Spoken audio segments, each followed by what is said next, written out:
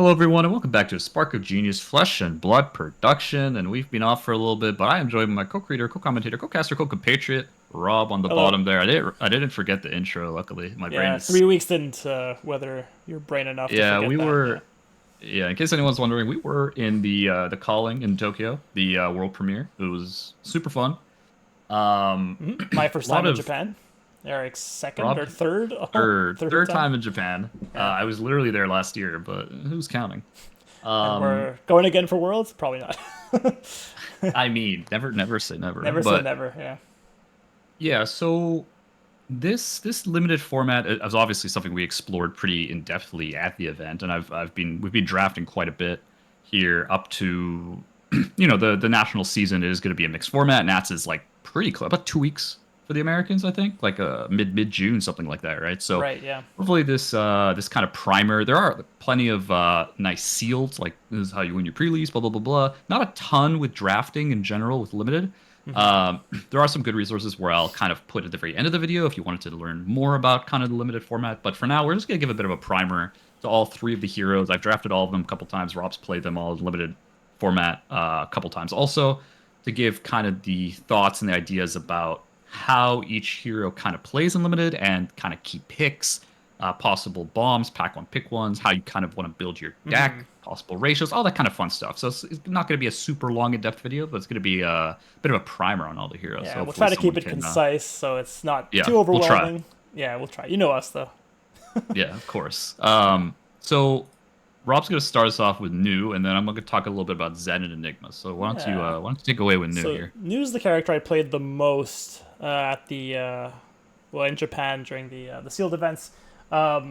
She's a very fun hero in the sense that you you're not really trading much early. You're kind of saving, 2 cards or 2 to 3 cards per hand, and they're kind of just going back and forth a bit in the hopes that later on in the game you can use her hero ability to really blow up the game. So it's a pretty slow game plan. You're keeping maybe one attack action, one attack reaction, or and one more card to pitch for them, and blocking pretty consistently.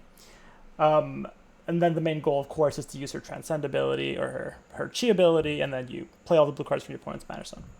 So to that effect, you're going to want a lot of cards that enable her to kind of utilize the 2 card hand pretty well, and her attack reactions are really, really good. In this deck, you're going to want to aim for some of the red ones in her arsenal, like Hiss and Venomous Bite. They give the +3, and they give the extra token of either Go Again or +1 attack. So they're very, very efficient. They're also kind of packaged attack reactions where you can play one, but kind of you're getting two for the price of one. Very, very good for another card called Double Trouble, which she uses very, very well.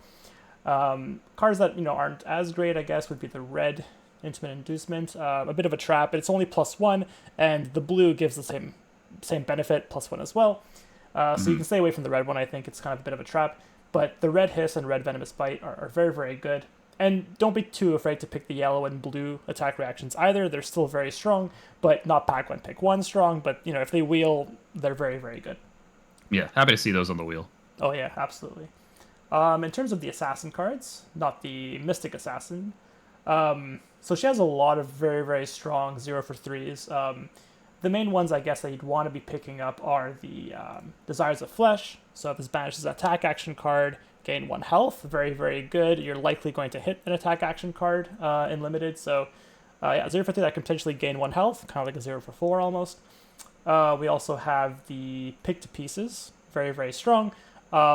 Importantly, this card does say damage that would be dealt by this can't be prevented. So very, very good at breaking auras if you're up against Enigma, which can Mhm. be also a 0 for 4. I will also, as an asterisk, say that the blues are actually quite good as well, because you can transcend pretty easily after you play a blue attack action card. So if they wheel, don't be afraid of these. Plus, they all block 3 too. Most of the blues in her deck block 3, which kind of lend into that game plan of blocking efficiently and attacking with a couple cards throughout the game. So those are the main attack action cards. Oh, and of course I forgot to mention the main one that The, you're the going to the be the one looking you out for. definitely yeah the one you definitely see if you see this early, pretty nice segue into Yeah. new. Yeah, this is basically going to be your pack one, pick one. I think if you see like a red double trouble, unless you see a really good generic, but in terms of the assassin cards, this is like Mhm. the creme de la creme of her cards. So definitely pick that up Yeah. if you're even thinking about going new. Looking at also some of the Transcend cards in the Mystic arsenal, a few of them that are very, very strong in new are Path Well Traveled, giving an attack go again, very, very strong with their stealth cards. Passover, of course, like that's kind of made for her. Banish a card in your opponent's graveyard, and then Yep. you can use it with her ability later on. So banish a blue card, play it after, very, very strong. And also the Grain That Tips the Scale is also very nice. Give it +1 to one of your weaker attacks. Like if it's a blue, at least you might get over some armor or hit a break point. So yeah, very, very strong. And I think that was it for these. And of course, I mean, the Majestics in her arsenal are all very good. I would Yeah. take them all. I think she has one of the strongest Majestic pool, I think, of the three heroes. Just because they're so. I mean, all the blues block 3, and just a Nick seems like it could be a bit of a game breaker if you find this card. So, Yeah, yeah. just a Nick definitely like with her Sacred Art, just a Nick, those are kind of like the two that are super super super good. Whereas like stuff like Persuasive Prognosis, a little bit hard to get off in limited because you need triple attack react. I think that's the one where it's I think it triple was the attack Bonds of reaction. Agony that needed triple. Sorry, Bonds of Agony. I was Yeah, thinking yeah. you need like the triple attack reaction. Persuasive Prognosis is better because it's not as difficult to kind of find a way into getting that effect. But I'd say Bond's a little bit trickier to get off, Yeah, but still yeah, quite good. yeah. Cool. I think that's all I had to say about new. So, any thoughts on your side, or we'll move on to Yeah, Zen, I guess. I will add that her equipment is very, very powerful. So I'd say her stilettos, very, very good. Her undertow stilettos, getting the go again essentially on anything. Because remember, Slither is just give target go again, right? Right. Give Anything. target Yeah. attack go again. Yeah, exactly. So very, very powerful. Procs double trouble by itself because activating it as an attack reaction, then playing the Slither is another attack reaction. So that's two. I'd say your arousing wave is also very powerful. Leaving it on board for later, just like blocking with it and just having that +1 whenever you actually need it to go over can Yeah. make your opponent have to always respect +1, which is very powerful. Especially when you're attacking for 3 so much, right? Because eventually, if you want something to hit, you just give the +1 and they have to give you either armor or something. But if they have no armor or have no prevention, very, very powerful. I'd say, like, Yeah. if you see these two equipment, I would prioritize them quite highly. Whereas the chest and headpiece kind of really depends on your deck. You can use like K-Koi, like one of the one prevention, one arm, one extra health, always very good. You can use the one pitch a blue, and you essentially recycle a blue, get a card if you're stuck with like an all blue hand. Because New does like to play around 14 to 16 blues, depending on how many like chunkier attacks. If you have more 2 for 6s, more bastions, you will want probably on the higher 15 to 16. Whereas if you're lower on them, 14 to 15, your daggers do cost 2 apiece. Yeah. That's a good point. Yeah. Most of your reactions do cost 1. Your equipment does cost 1. Her class equipment, so you are a little bit more on the pitch heavy side. But I would say once you get those two equipment, getting like another life, very very good, and everything else Rob kind of echoed on it already. Yeah. She is a very mid-rangey kind of deck, but if you're able to get enough of an advantage and you want to close out a game, blocking with a card and a bunch of pieces of armor, and then keeping like a 3-card hand plus arsenal, double react, give it go again, and then get like another attack for like a 0 for 3 once they've kind of overblocked or once they've kind of only semi-respected your ability, and then Yeah. finishing off with like a new, like keeping a transcendent arsenal is not a bad idea if you have like another blue that you're able to push it with, so you can give it go again, transcend, and then pitch your chi and then play your opponent's stuff. Yeah. Very good game ender. And I will say last thing is New is probably one of the strongest game enders as far as if your opponent doesn't draft enough backup blues. So I'm saying blues that really don't do that much, like if you played a blue, give the next blue go again, stuff like that. But like actual the blue attacks, like spillover, droplet, stuff like that, actual like beefy blue attacks. If your opponent is not able to side those out or enough of those out, you just get to take them and you just win the game with them a lot of the times, right? Like you can win the game off your own reacts, and that's generally how you close it. But a good chunk of your damage will come from your new ability. So Absolutely. don't be afraid to also if they are if you want, you can also use your new ability if you're like double transcending. You can use it on their turn to make them like ditch a card essentially because there's very little chance you can need both cheese on your own turn. It's kind of a Yeah. like You can, but it's not like going to give you a new ability a second time to Right, like use your right. opponent's stuff, right? Yeah, I So will say don't that be afraid to use that. in terms of the amount of transcends she needs, it's not as much as the other heroes, so you don't have to put that many of the legendary, one ofs in your deck, because you're building a pool of blue cards in your opponent's bench. So once you deplete Hmm. that pool, using her ability more often Yeah, won't actually help you out. So usually, yeah, like, three is probably enough. Yeah. All yeah. right. So I'll move on to Zen, I guess. So Zen is like your typical aggressive deck. This format feels a lot like Uprising. There's a lot of parallels where Zen is going to mirror Fi in this case. And then we had Enigma and Icelander, the more like difficult kind of, and then the Illusionist, the Droma you would think relates to the Enigma. It's a completely different deck as far as drafting goes, right? So Yeah. it mirrors more like the instant speed shenanigans of doing stuff on your opponent's turn, like Icelander, and then Droma a little bit more similar to that middle ground, like New. So the issue with the difference between Zen and Fi is Fi had a lot more consistent damage because his weapon was super good and he had Phoenix Flame inevitability. So fatiguing Fi just wasn't really a thing, whereas fatiguing Zen is definitely a thing. So you have to be very careful with your 30 cards. Um, how much damage you can actually do. You do need your power levels to be higher because your turn by turn damage output is just not as consistent as Zen. So sorry, not as Zen's is not as consistent as Fi. Right. So in Zen, a couple of the things, his equipment is also very, very good. His headpiece, his mask lets you get essentially a combo card back in your deck, which lends to that thing I just said, whereas you don't want to run out of threats. You want to get that big combo card, Chi Nice. Unleashed being the really premium one. So if you could do that and get your Chi Unleashed back, the red one being the best one, obviously, but like the blue and yellow is no slouch. Like a blue coming in for Yeah. five, not Pretty it's strong. still 5 damage for a blue. Um, and in the late game, you generally have a heavier blue hand, so really not much of an issue to pitch it. And when you Zen, you get a Tiger, so that Chi Unleash is already going to be turned on. You don't have to worry about like having a Tiger generation. So I think that combo very powerful, but you can also look for other combo cards.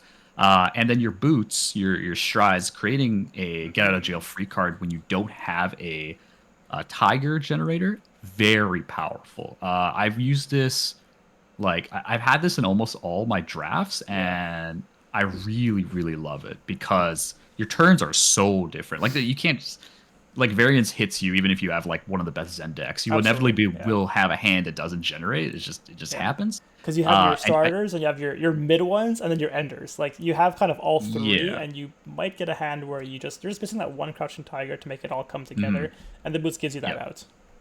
Exactly, and a lot of your Tiger generation is conditional, like all your on hits, like Flex Claws and your head bites that create a head jabs that create a Tiger, all conditional, right? You do want to have that unconditional generation. So if you're not able to get that, or your opponent blocks, or you might need a second one if you draft Chase the Tail or something, which is kind of nuts. You need two of them, right? You need one before and you need one after. So Yeah. you might need an additional one to turn that on. So Stride's very good for that. I would say the Majestics for Zen are all super, super good. Like Right. I've drafted with Maul before. It's just a 0 for 3 a reaction on a Tiger, super, super good. It does generate Tigers, which is less obvious why it's good and limited. But just a 0 for 3 attack reaction on a Tiger is pretty hilarious. Because you could attack for 0, they don't block, and you just react and kill them. This is definitely a thing. No one expects it. That's right. You attack for zero. I mean, the thing is, if you ask them if they want to block, then you know something's up. No, Because you just go 0 any blocks, and they usually go no. It's like no, yeah. no, no. It's like okay, well you don't play around Maul. You don't play No, you around don't. Maul. You You don't. just It's can't. true. Yeah. And then even if you play around it, they still have it. Like it's Yeah. it's not going anywhere. And then obviously Chase the Tail being very, very good. As far as the bomb reds that you're kind of looking for, Tiger Form Incantation. So Mystic Ninja card here, the red one Yeah. specifically. So pitch a blue and make your thing. Very, very good because it's Tiger Gen. It blocks 3. It's a non-attack. Kind of everything you're really looking for to start your turn. So I would definitely grab 2 plus. I say 2 is like a very good 2 to 3s. 3 might be pushing it a little bit depending on the deck, but 2 is a very, very good spot to be in. Um, of this particular card, Untamed, very, very good card on Ninja because it is a 1 for 5 off a Crouching Tiger. Because it's a 1 for 4 and then gives +1. It's not a Tiger Gen, but it's a 1 for 4 and it gives a +1. 1 for 5 is a real good rate. It's like tap plus, right? So if you're able to have consistent Tiger generation, as Rob casually looks for it, it's very, very efficient, and you really do need those like bigger turns and the split damage. It's two break points. It's a 1 for 4 and just a tiger for 1, right? And then if you have another tiger and then you use your staff for 2, your next tiger is 1 also. So you're like poking them with a bunch of like free daggers, which is really really quite good. And that's how you get through a lot of that sneak damage to win the game. Um, the last one, I would say Harmony of the Hunt is quite good. That's the last Mystic Ninja one for That was three. the Go Mystic again. one. Pitch a Yeah. blue. Yeah, that was the one for three. That's also kind of the stock standard way of generating tigers with That was the other guy. This guy, Tiger Form yeah. Incantation. Yeah, with Tiger Form Incantation. It doesn't block 3, which is why I'm a little bit lower on that than Tiger Form, whereas Tiger Form does block 3 and produces 3, so you can see why one's slightly better than the other, one blocks 3. Um, as being like another really good bomb card you need there. And then you have your other cards. You have your like Pouncing Chi red, you have Flex Claw, Yeah. all like really good staples that you're gonna want to Yeah. pick. Companion's okay Um, too. Companion less so because costing 2 really screws with your curve. Because ideally, what you like to do with Zen is you want to pitch your blue, do your Tiger form, and then you're gonna come for your weapons. So you're coming for 2, and then your Tiger for 4. So you're coming in with essentially a 2 card 6. Yeah. But Okay. you're coming in with 2 card consistent 6. So if you add like a 0 for 4, like a wounding blow, or even like a pouncing chi, if you're able to get that, that's a 0 for 4 off the crouching tiger, right? You're able to do essentially a 3 card 10. So you're starting to become above rate, right? And so that's the key. You want to get more and more above rate if you can. Those are kind of the main ideas that you want to do. There's obviously your other base staples that you can get. And then your equipment. I'd say blues, you don't need as many, depending on your curve. I've been pretty good with about 12 to 13. 13 might be pushing it a little bit. But I like 12 as a number I'm kind of shooting for because your weapon does cost 2, and you need the blues to trigger your Tiger generation on the Mystic Ninja cards. So your Harmony of the Hunt and That's right. your Yeah. Key Unleashed? Chi Unleashed? Whatever. What do you want to? I think it's Key Unleashed. They call it Key Is it Unleashed even though it's key? QI. Okay. Because they say they have chi in the set, so I guess they're calling QI Well, chi key, but it's not yeah. key. It Let's shouldn't be pretend key, but we let's can call it key. no, not in like Chinese, but like let's pretend it's key. Yeah. So those are the kind of ratios I usually look for. Most of your cards are going to be attack actions. As far as your transcend cards, I usually like about 2 to 3. I've seen people kind of go higher than that and be like, okay, well, I want to fetch combo cards a lot. Like, I Yeah. want to be able to Zen whenever I want. Now, generally, the best targets for this are Pouncing Chi. Now I'm saying it correctly. Pouncing Bouncing Key key. Red, Pouncing Key Red sounds so weird. Pouncing It Key does. Red and Key Unleashed, right? Like those are the best grabs for, and generally you only have like 3 of those. So that's Yeah. why I say Yeah. grab 2 or 3 transcends. I've liked 2 personally, but 3 is also okay. The go again, so the path well traveled, very very good. Oh yeah. Giving go again, yeah. If you grab like a droplet, something like that, like the blue mystic 0 for 2. If you played a blue, get +2. Very very good. Gives a go again if you like path well travel on it. Like you could really turn your blues above rate, and then you could like pitch the chi, get a combo ender, maybe you strides the turn before, so you have like a tiger. So now you're just 2 card aiding, essentially, right? That's literally a two Right. card eight. That's droplet, path well traveled. Turn the path well traveled, grab the chi, and then you're using your legs. Don't get me wrong, but you have a tiger from a previous turn that you generated, so it's very easy ways to get that free damage across. Other than that, I also like Preserve Tradition. The reason I like it is it's a way to get your combo. It's another way to get your combo cards back in your deck other than the mask, right? Because you might not have mask, Yeah. right? So Yeah. this is like another way to keep going. And again, Zen is susceptible to fatigue way more than Fi is. You do not have Phoenix Flame, you can easily get fatigued. It is a thing. So whereas here, Fi just had a blue, and then get your flame. You get 2 blue, flame sword, flame sword, flame sword, right? Yeah. But here that's not really a thing. You only have the weapon, which that's not really enough. Yeah. 0 for 2 Um, ain't enough. no, not Or two. really. 2 for 2. Did I Especially say when you 0 for have 2? Yeah. well, if you have cheese and no blocks and stuff like that, you're just gonna die, right? So those are the kind of ideas. Your turns are generally just go as aggro as possible, and you could do if you have a smaller turn. It's kind of like small turn, big turn, but generally you're trying to press on the gas in most of your matchups. And against Enigma, you want to make sure they can't set up big boards, And against new, you definitely want to put enough pressure to the point where you're always getting value out of your weapon. You kind of have to because they have a lot more three blocks than you usually. So you have to try to strip a three block with your weapon and swing with it as much as possible. Otherwise, you will fatigue out. And then they'll just use your blues against you. Because if you grab a blue tiger form and they play it, generate a tiger, then they could turn on all your like 1/2, 1/2, 1/2, and all those cards, right? It's a thing. Yeah. And other cards like Flex Claws and like just two go agains and stuff like Maul. Same kind of idea, like two go Yeah. agains. They could just do that for free, right? So if you give them too much space and time, they could just like whip out all your blues against you and start banishing stuff, right? So definitely need to be more aggressive in that kind of in that kind of matchup. So I would say have to kind of prioritize getting as much damage as possible out of those matchups. That makes sense. Yeah. So Okay. that's Zen. And the last Perfect. hero we're talking about here is Enigma.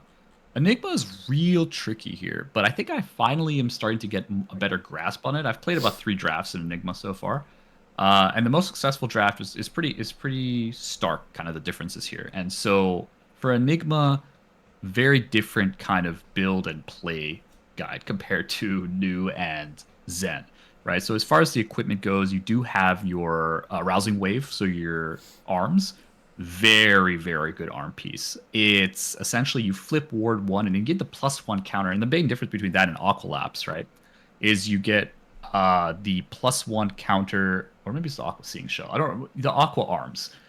You gain the +1 Not a poor counter on the tradition, right? well, I'm talking about like the big difference between the two. Oh, gotcha. Yeah, yeah. Compared to like the difference between the legs is go again, and like the aqua. I think aqua lapse is the legs, right? So Yeah. the Let me difference find it. between go again and something like the assassin card that gains slither that gains you go again is it just like gives you another attack reaction.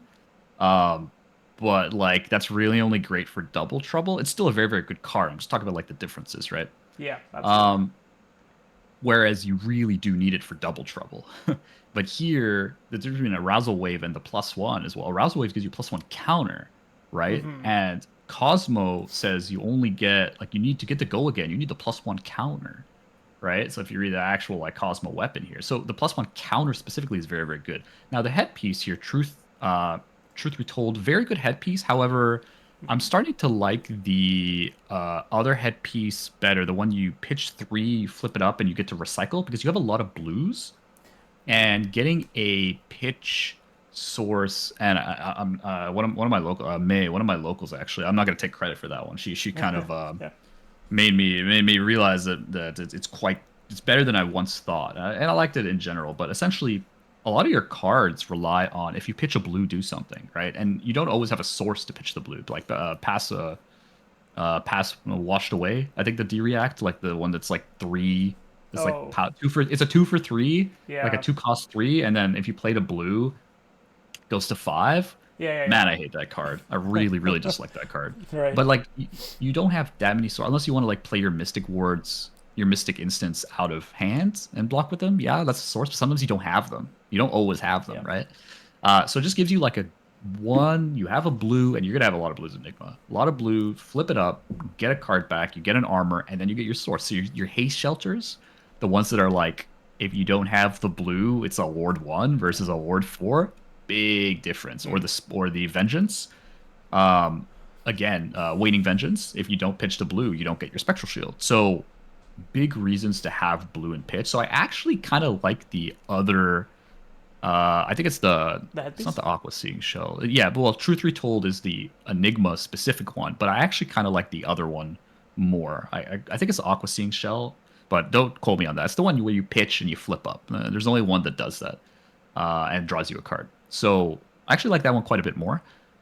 In general, she does like armor more. I think 4 armor on Enigma, probably one of the strongest, just because you gain the life, but more importantly, you gain the prevention to keep your ward, Yeah. to That's keep important. your auras on the board. So I'd say it's even more important that it is in Zen and Yeah.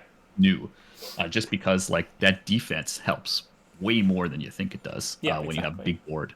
Until you get pick the pieces, and you're screwed regardless. But before that, and then you can you have to rebuild board at that point. There's really nothing you can do other than block and pray, right? Yeah. So that's as far as the armor. As far as like kind of the key cards that you want to be looking, especially pack one, pick one, and like key bomb cards in Yeah, Mystic Illusions, Waxing Spectre, and Waning Vengeance. That's probably to know so as that'd far be as the this guy Mystic here. ones goes. Yeah, so he's Yeah, Waxing Waning Vengeance. Spectre. Yeah, Waxing Spectre is the GOAT, right? Like this is a 2-card 7, regardless of what happens. You just need to pitch a blue, and it's a 2-card 7, right? Yeah, You pitch the blue, comes in with the +1, swing for 4, then it prevents 3 regardless. You don't need to pitch the blue for prevent 4. So the two-card 7s I hear are pretty good. This is like Bastion on a okay. stick, right? Yeah, it's true. Very And nice. if they can't kill it, or if they have like an awkward hand, you just block out. You just pitch. The only thing is it's not free from. It's not a spectral shield, so it's not free. Oh, boo-hoo. But like it's pretty good. It's just like 2-card 7. And then the Waiting Vengeance as like a nice support. You pitch a blue, um, and you can play both of these, right? Like it's On a single very blue. good on curve. On a single blue, you could play both of them, but also you could Waiting Vengeance and then use one for your arm piece, and you can use one for this and two for that. Like there's a lot of good combinations you could do with two floating, to the point where it's just very efficient. Same kind of idea. You can pitch it. It just doesn't have go again, but you can give it +1 with astral etchings and cards like that, and your arm piece, so it could turn really really good. Other big bombs, Astral Etchings, as I just mentioned, is a rare. So that's the first rare I'm talking about. Astral Etchings, the red one is 3+1 counters. There it The is. blue is +1, and then the yellow is 1. The yellow is 2, sorry. The red one is obviously the best. But the blue one, pretty good. Blocks for 3, gives you a +1. You could win off a +1 on an aura. You only need one +1 counter to get go again. That's right. Yeah. Like it's sometimes you have one floating. A it's an instant speed card, right? I believe it's click. Actually, it just says I'm pretty action. sure. So Oh, okay. If you play no, sorry. If you control a spectral seed, you can play as it is. oh, I see That what you was mean. that's Sorry. what I was Yes. Yeah. thinking of. Yeah. Gotcha. So as long as you like created transcended and created a spectral seed or something like that, you can or already have one, you can use this as an instant, which is very very powerful when you have that like one pitch floating here, and then just having like a +3. It's the closest thing to a +3 reaction as you're gonna get, right? Right. So that's very good. And those are kind of the big ones. Spectral Manifestations is the other big red card. That's just the Illusionist card. Non-attack creates a Spectral Shield and +3/+1 counters on it. There it is. And because your Spectral Shields cost 0 because of Enigma for the first attack, that's a 0 for 4. It's a Nothos. It's free in Nothos. Right. That's what it is. It's free in It's Nothos. So pretty if you nice. like swinging for 4 and not paying for it, this card's great. The other really good thing about that card, it is the board restarter. What I mean by that is your board will eventually get wiped. Either pick the pieces or blah or blah. If the matchup is competitive, and you're going like tit for tat, Yeah. you will be in a position when you have no board. Having this thing in the arsenal, and just being like, okay, I'll wipe my board, I'll take no damage, and then I'll set up with this card and be like, okay, 2-card 4, pitch, Yeah. play blah blah, keep your hand. This is how you start your turn, It's like a starter. right? Yeah. Yeah, when you have no board, right? Very, very, very good card. Also, in the mirror, whoever gets this first is in a pretty disgusting advantage if you can protect it. Definitely. Other cards that are quite good that you'd like to have, Haste Shelter, like the red one specifically. I think the other ones are kind of medium, but the red one very good, just like a 2-card. You attack with Haste? 4. Yeah. If you can protect it, Yeah. sorry, if you can pitch a blue, yes, and that's why you do need kind of sources of blue, sources to pitch your blue into, kind of thing, like your headpiece. Like your headpiece turns this into a 2-card 8, just from the get go. One of them is a 2-card 8 for sure. If you have a blue, it's a 2-card 8, right? Right. Quite good, right? I like quite a bit the apparitions, the vengeful apparitions. Yeah. The red one specifically gets anything 2 or under, and can be quite good. So any of your 0 cost, 1 cost, or 2 costs, all the illusionist ones where you can't usually play them in instant speed. I like the blue one quite a bit. Blocks 3. You can get something like a solitary companion out Right. there, Cost 0. which is the uh, cost. No, the 2 costs aura that you want to play. So the red one can give 2 or less. The blue one is 0 cost or less. Right. But solitary, a nice trick, obviously, that you can have. You can play your vengeful apparition. It goes away your blue one, and you have like a solitary in arsenal. Then you can play your solitary if you have no board for free, like as an instant, and then create a spectral shield. Very, very good, and gets a +1 counter on it. So your turn can literally be like swing for 4, like pitch a blue, swing for 4, and then you can swing or pitch a red, pitch whatever, swing for 4 and swing for 1 for free. Very, very good. Other than that, get a bunch of 3 blocks. Bastion very good in this because it helps you prevent the Zen 2 from the weapon, 1 from the tiger. Bastion covers it. Bastion covers 2 daggers. So Bastion Yeah. specifically, very, very good in Enigma. I'd probably pick as many as you can. Right. Other than that, I would say as far as blue count, you probably want at least 15, if not more. Bit I'd higher say on you're the blue probably counts. between Yeah. probably 15 to 18 is probably depending on what your cost curve is looking at. Like 15 to 18 is kind of what I'd be expecting. With a lot of your red premium cards being kind of the earlier ones I mentioned. Hopefully, if you're like 1 of 2 Enigmas, you'll probably get quite a few of them. Or 1 of 3 if you're the first one. It's still fine. And then as far as the Transcend cards, Yeah. You'll likely be playing at least 4, if not more. I think 5 is also fine. I personally have liked 4, but I've seen 5 be okay. I quite like Homage, the life gain. Very, very good. Life gain is quite good in general, but specifically for Enigma, quite good. Drop in the Ocean, the -1 to be able to prevent breaks. So if they have any buffs or stuff like that, or if they have like you can technically use it on a dagger, you could use it on a Yeah. tiger, and then 0 for transcend and 4s. get more spectrals. Yeah, exactly. But there's rising moon, setting sun, also quite good. So draw 1, put 1 to the bottom, and preserve tradition. Those are kind of the big ones I would say. If you have to get like 1 of each, I would be very happy with those 4, and maybe like an extra. I don't know, an extra preserve or an extra preserve to get your big auras, like your waxing specter back in the deck, your spectral manifestations back in the deck, to have your second cycle not be garbage and not just be full chi. Yeah. Very, very powerful. So if I can get like 2 preserve tradition, a rising sun and an homage, or like a drop in ocean, I'd be very, very happy with that kind of basis. So that Yeah. was the primer. Hopefully, everyone watching kind of learned something out of our kind of spiel on the 3 heroes. This is only meant to be a primer. If you do want to learn more, our good friend Yuki Lee Bender, one of my Good you might friend of the have seen channel. her.